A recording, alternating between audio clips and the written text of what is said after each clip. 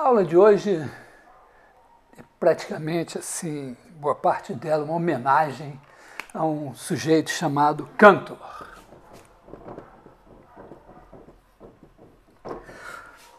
Georg Cantor, viveu na segunda metade do século XIX e ele foi o cara, talvez o primeiro cara que olhou e disse: os infinitos não são todos igualmente infinitos. Vamos definir o que a gente quer dizer com isso. A gente quer dizer o seguinte: dois conjuntos têm o mesmo número de elementos, né? Dizer, x e y. Então, dois conjuntos têm o mesmo número de elementos se existe uma bijeção entre eles, né?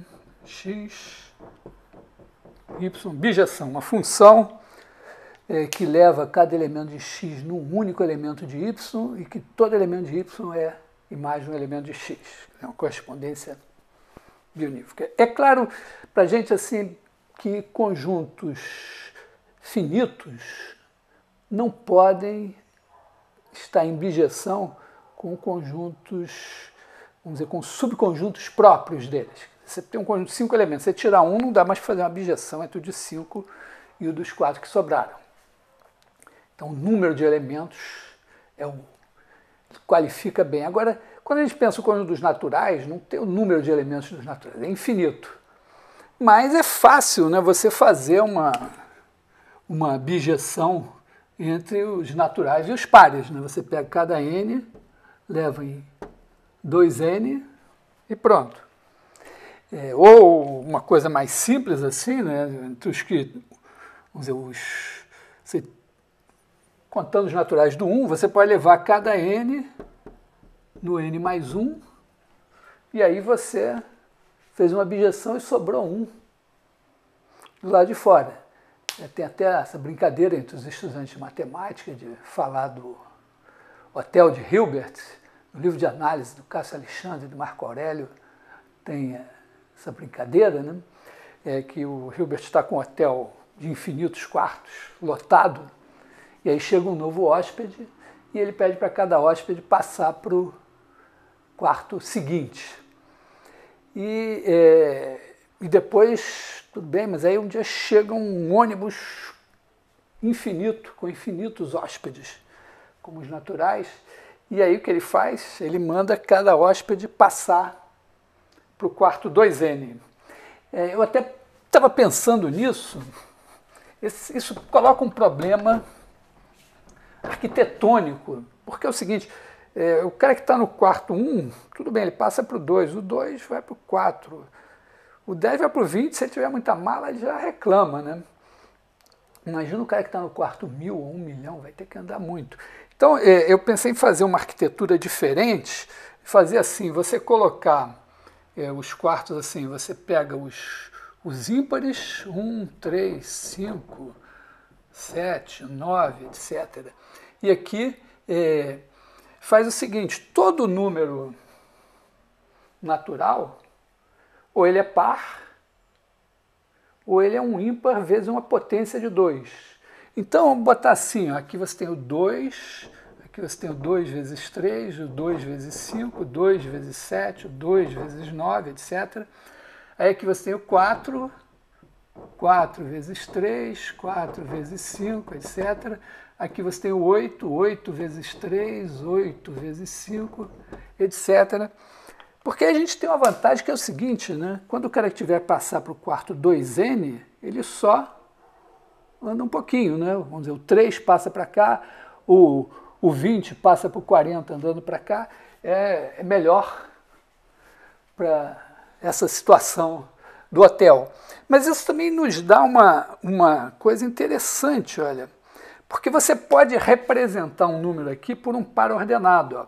Esses números daqui são as potências de 2. Então, vamos representar ele por o número m. Né?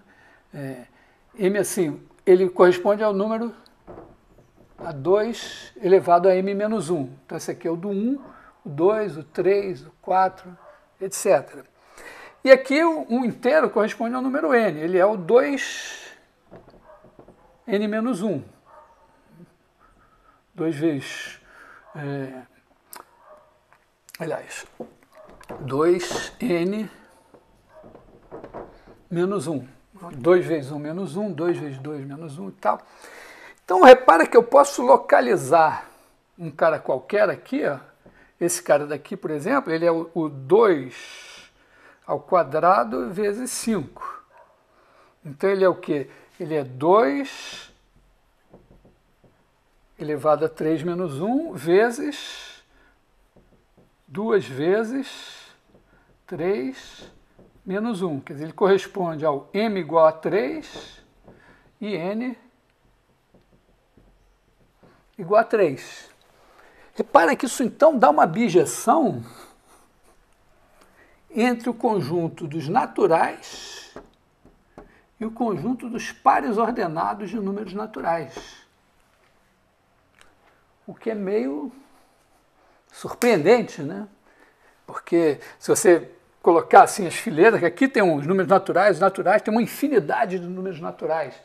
Isso já mostra também, né, que se você tiver uma coleção infinita, uma sequência infinita de conjuntos enumeráveis que tem a mesma, estão em bijeção com os naturais, se você fizer a união, dá um conjunto enumerável. Então vamos chamar de enumerável um conjunto que está em bijeção com os naturais. Outra coisa que sai daqui é que o conjunto dos racionais é enumerável, porque um racional é um par de números naturais.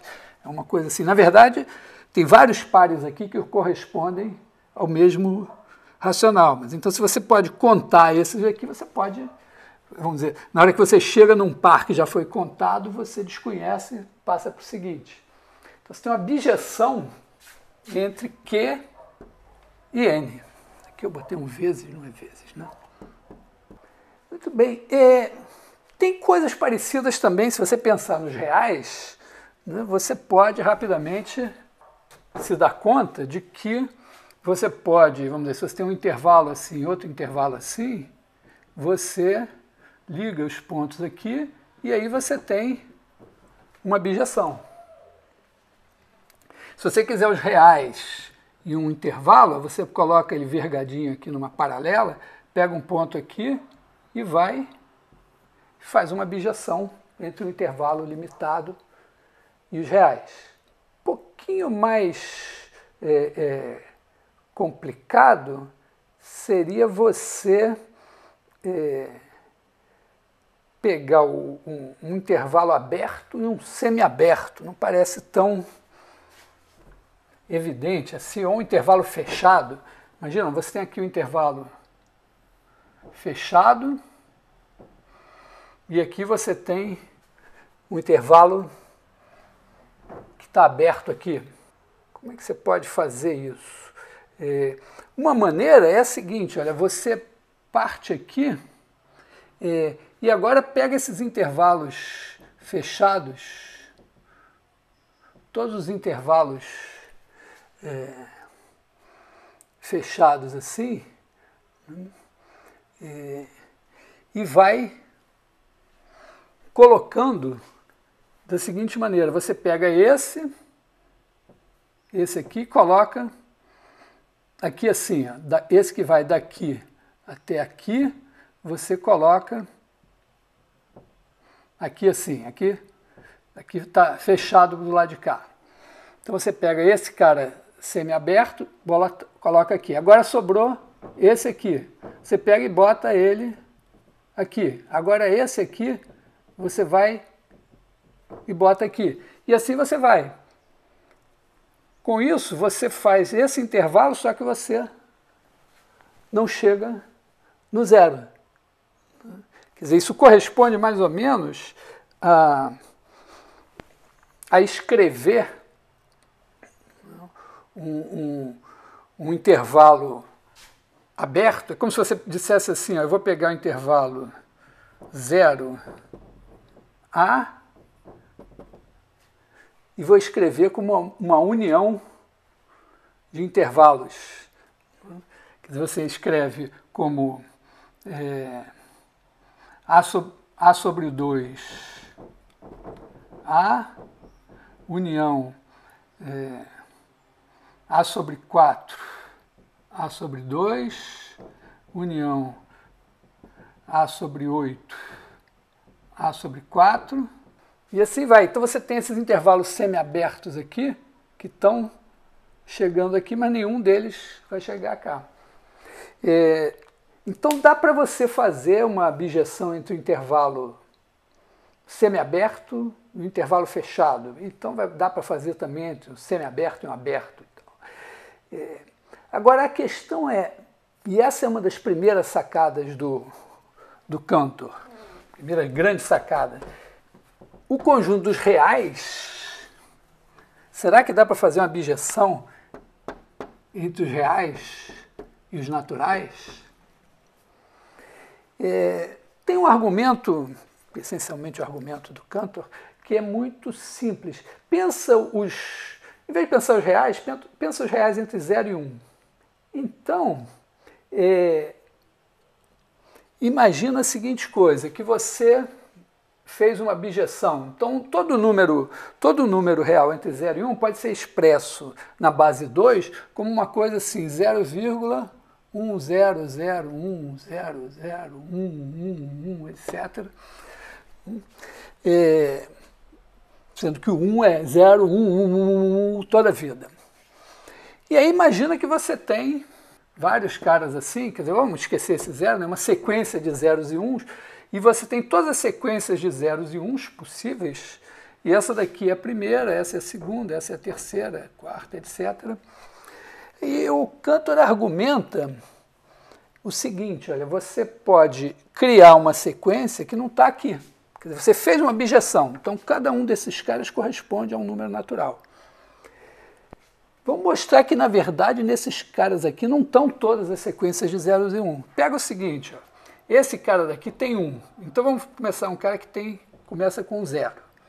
Na segunda, digamos que tem 1 de novo, você bota outro 0 aqui. Digamos que na terceira, quer dizer, aqui na segunda, entendeu? Você pega o primeiro desse daqui e troca para 0. O segundo daqui era 1, você troca para 0. O terceiro daqui, do terceiro, era 0, você troca para 1. O quarto daqui, se ele é 1, você troca para 0. Então você constrói um cara que não pode ser nenhum desses, porque o primeiro daqui é diferente do primeiro daqui. O segundo daqui é diferente do segundo daqui. O terceiro é diferente do terceiro. O quarto é diferente do quarto. Então, essa sequência daqui, sempre para cada sequência que você pegar aqui, tem um cara que dá diferente. Então isso mostra que se você fizer uma função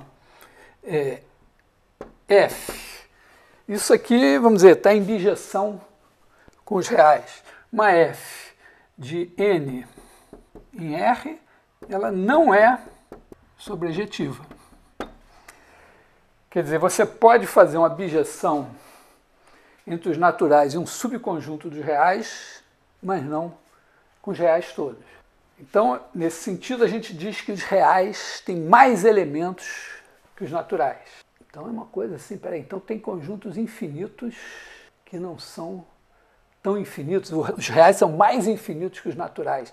Na verdade, esse mesmo argumento, ele pode ser usado para provar o seguinte, pega o conjunto X e pega o conjunto das partes de X, esse cara daqui é igual ao conjunto dos A, tais que A está contido em X, o subconjunto de X. Então, esse cara é sempre maior do que esse. Para conjuntos finitos, é claro, né? Porque, bom, se esse cara tem n elementos, esse aqui tem 2 elevado a n elementos. Mas para conjuntos infinitos, isso vai dizer que toda vez que você tem um conjunto infinito, você tem um maior. E aí esse tem um maior, esse tem um maior. A ideia é exatamente a mesma coisa. Olha, você pega um conjunto aqui, ele corresponde ele corresponde a uma função f de x em 0, 1, né, que significa o seguinte, se você pegar um x aqui e o f dele for 0, significa que ele não está no subconjunto. Tá? Então você faz uma bijeção, quer dizer, dá para fazer uma bijeção entre o conjunto das partes de x e o conjunto das funções de x em 0 e 1. Se você tem uma função, você diz que, se tem a função f, você diz o conjunto AF é igual ao conjunto do x tais que f de x igual a 1. E aí você fazer uma bijeção, fazer uma função desse nesse é a mesma coisa que fazer uma função desse nesse. Então, significaria para cada x você dá uma função f. E aí você pode construir uma função que não é nenhuma dessas, simplesmente trocando o valor dela em cada x. Tá? Você faz uma g, tal que g de x igual a 0, C e somente C, quer dizer, g C e somente C, f de x igual a 1. Então essa g é diferente de todas as f's de x que você vai ter assim. Tá? Quer dizer, aqui você está associando a cada x uma função f índice x. Vou chamar aqui f índice x. Então estou mostrando que tem uma g que não é f índice x para nenhum x, porque eu digo que ela vale 0, onde a f de se a fx de x é 1, eu digo que g de x é 0. Se a fx de x é 0, a g de x é 1. G de x igual a 1, C e somente C, fx de x igual a 0. Então, moral da história, o conjunto dos naturais tem o mesmo número de elementos que o conjunto dos racionais, mas não que o conjunto dos reais. O conjunto dos reais é maior. E se você pegar o conjunto de todos os subconjuntos dos reais, ele é maior que o conjunto dos reais. Então tem caras cada vez maiores. E aí você pode fazer uma espécie de aritmética, né? O produto de dois conjuntos tem o número de elementos que deve ser o produto dos números de elementos. Mas aqui a gente já começou a ver que o produto do número de elementos dos naturais por ele mesmo é igual a ele. Na verdade, essa aritmética é meio assim. O produto de A por B é o maior entre A e B. A soma de A com B é o maior entre A e B. Eu não vou me alongar muito nisso, mas eu queria também citar um teorema importante. A gente deve poder dizer que A, vamos dizer, o cardinal, a gente costuma dizer assim, o cardinal de A é menor ou igual que o cardinal de B, deve corresponder ao seguinte, deve corresponder a existe uma função f de A em B injetiva. Por exemplo, você pode fazer uma função, você tem um conjunto de 3 elementos, tem um conjunto de 5 elementos, você pode fazer uma função injetiva daqui a aqui. Não pode fazer sobrejetiva, mas injetiva pode. Então, isso seria uma definição. Mas aí é claro que fica a questão que é a seguinte, será que se o cardinal de A é menor ou igual que o de B e o cardinal de B é menor ou igual que o cardinal de A, isso implica que o número cardinal de A é igual ao número cardinal de B? Porque justamente aqui significaria que você tem uma função injetiva de A em B, aqui você tem uma função injetiva de B em A. Será que isso significa que tem uma bijeção entre A e B? Isso é conhecido com o nome de teorema de Cantor-Bernstein. Não é uma coisa do outro mundo, está ao nosso alcance, não vou fazer, mas exige que você queime um pouco seus neurônios para demonstrar. É verdade. Se tem uma função injetiva de A em B e uma função injetiva de B em A, então tem uma bijeção entre A e B. Eu não vou me prolongar sobre isso, mas eu queria tirar algumas observações sobre os números reais. Eu falei na outra aula que o Lebesgue deu uma definição de conjunto de medida nula. Justamente a ideia do Lebesgue é a seguinte, é que a gente quando vai aproximar, quando a gente vai pega um conjunto assim e vai fazer a medida dele, sabe, a área dele, a gente quadricula e divide em pedacinhos. Mas a gente só usa nisso um número finito de conjuntos. E a gente sabe fazer somas infinitas, pelo menos somas enumeráveis. Então, sei lá, um conjunto mais bicudo, a gente podia aqui aproveitar e fazer uma soma mais com uma quantidade infinita de quadradinhos que talvez permitisse a gente medir mais alguma coisa. Parece complicado, assim, mas o Lebesgue teve algumas ideias bastante simples.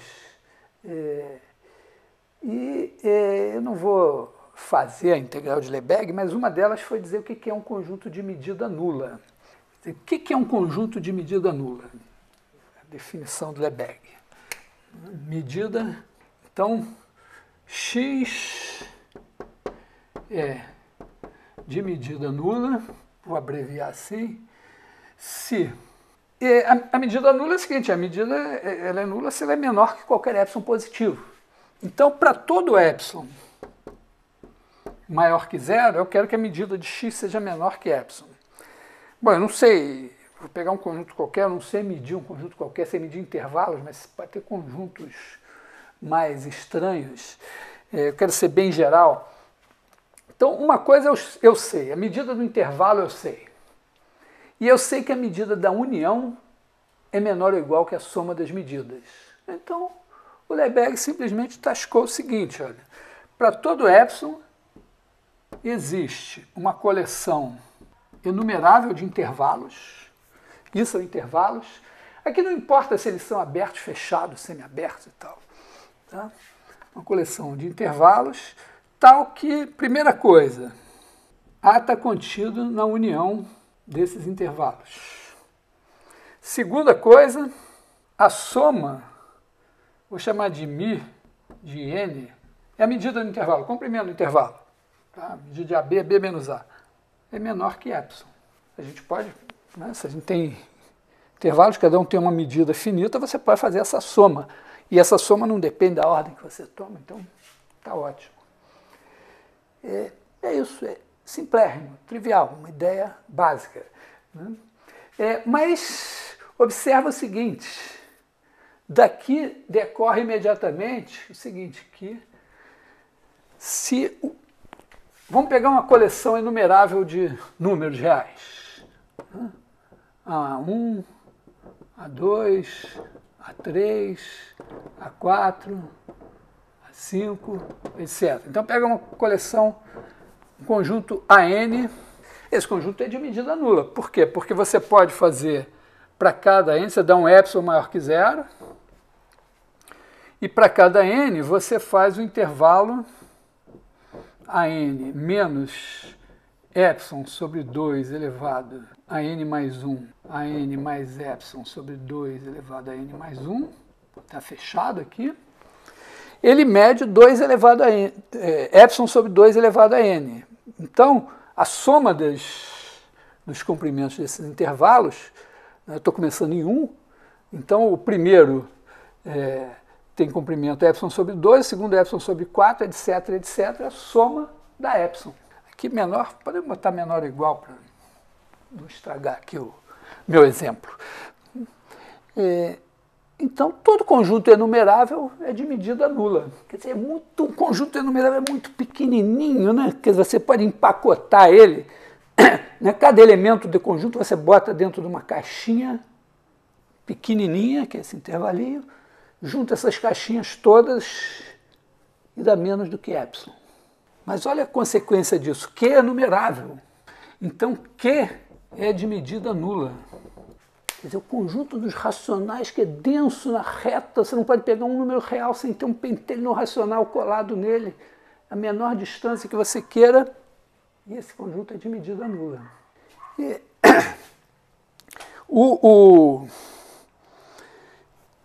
isso aqui, quer dizer, essa definição de conjunto de medida nula está no que eu falei na outra aula. Quer dizer, que uma função é integrável C e somente C, integrável a Riemann, C e somente C, o conjunto dos seus pontos de descontinuidade é de medida nula. Tem conjuntos de medida nula que são não enumeráveis. Vou dar um exemplo. Vou dar um exemplo depois, só queria chamar a atenção para a seguinte coisa. É que, por exemplo, se você pegar aqui o conjunto 0,1, a medida dele é 1. Se você tirar os racionais de dentro dele, os racionais dentro dele têm medida nula. Então o que sobra tem medida 1. Então, repara que tem uma função que a gente convencionou que não é integrável, que é a função que você define assim, né? Aqui 0,1, 0,1. Você faz f de x, né? Faz uma f de 0,1 em r, f de x igual a 0 se x é racional e 1 se x não é racional. E aí essa função não é integrável a Riemann. Mas do ponto de vista do Lebesgue, olha só, o conjunto dos pontos onde a função vale 0 é um conjunto de medida nula. Os outros, que são praticamente tudo, a função vale 1. Então, moralmente, a integral de 0 a 1 dessa f é 1. Ela não devia ser não integrável.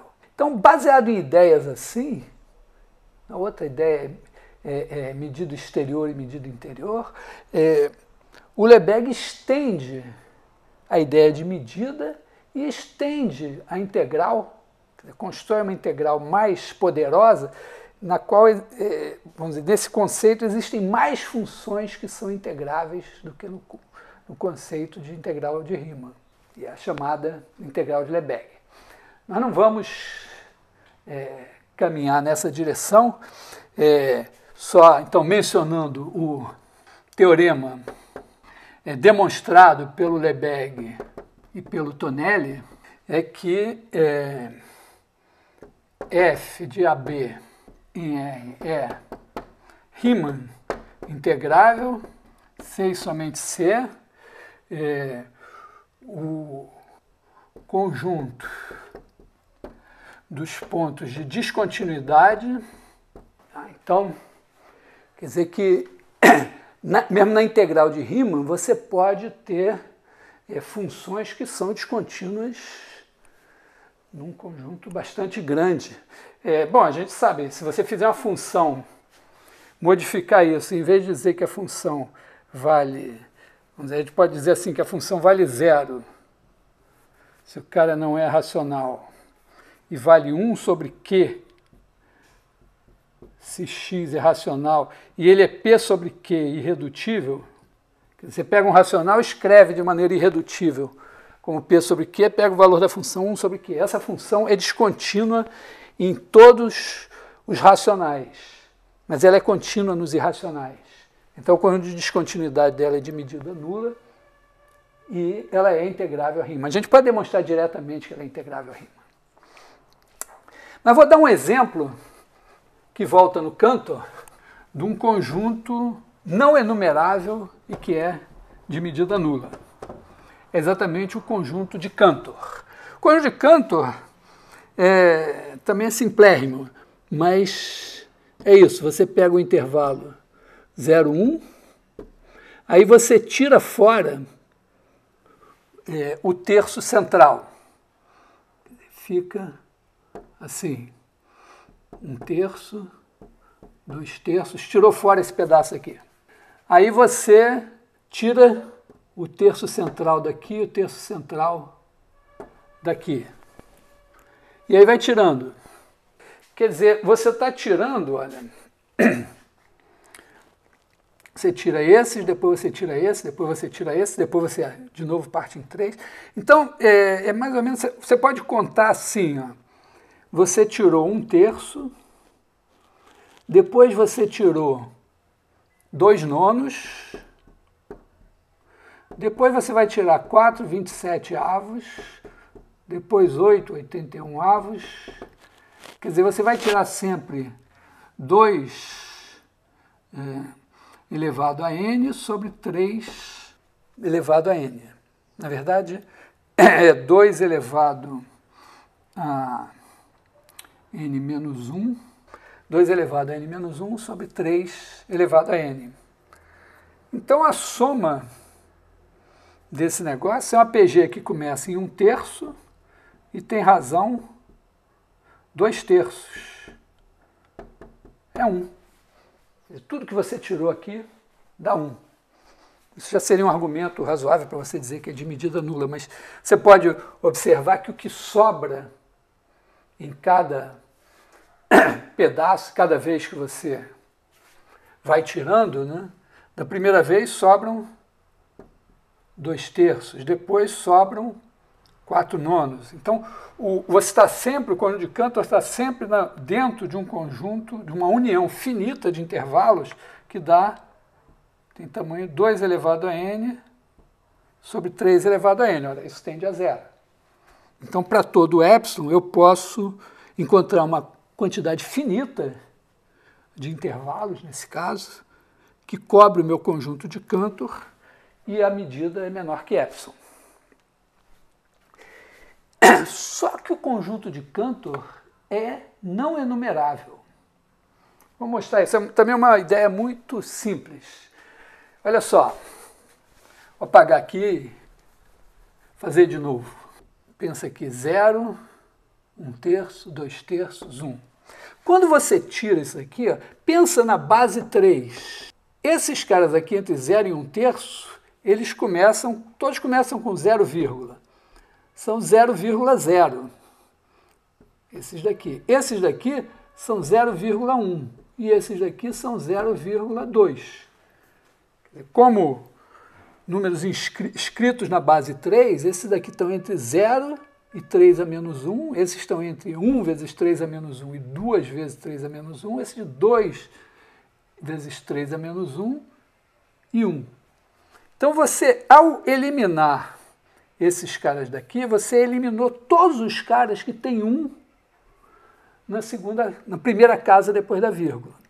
Aí, tudo bem, aí você vem aqui e faz isso, olha. Esses caras daqui são os 0,00 e esses daqui são os 0,02. Esses que você está eliminando aqui são os 0,01. E a mesma coisa aqui, ó. Esses daqui são os 0,21. Esses daqui são 0,20, esses 0,22. Depois você elimina. Então, se você parar a olhar direitinho, significa que os conjuntos de Cantor, vamos chamar de K, se você olhar os elementos do conjunto de Cantor, na base 3, eles se escrevem todos com 0,0220002, quer dizer, são todos os números entre 0 e 1 que se escrevem na base 3 usando apenas os algarismos 0 e 2. Só que eu podia vir de um outro planeta, de um outro país que represente os números, os algarismos de outra maneira. Se eu disser para ele que esse algarismo aqui é 1, ele vai dizer, então esse é 0 e esse é 1. Então esses caras aqui são todos os caras entre 0 e 1 escritos em binário, né? Porque em binário, se eu fizer os caras que eu escrevo com algarismo 0 e 1, eu tenho todos.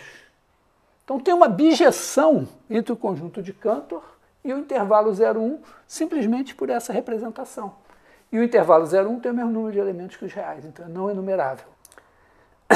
Então você tem uma função que coloca o conjunto de Cantor em bijeção com o intervalo 0, 1. E ele então é não enumerável. Será que dá para fazer uma função que tem exatamente o conjunto de pontos de descontinuidade exatamente sendo o conjunto de Cantor? Bom, vamos deixar essa pergunta no ar para ver se a gente faz mais à frente. Porque a ideia provavelmente é fazer essa função como um limite de uma sequência de funções. E aí tem um teoreminha que diz o seguinte, a gente ainda não sabe convergência uniforme, mas se uma sequência de funções contínuas converge uniformemente para uma função, então essa função é contínua. Vamos deixar isso para uma próxima aula.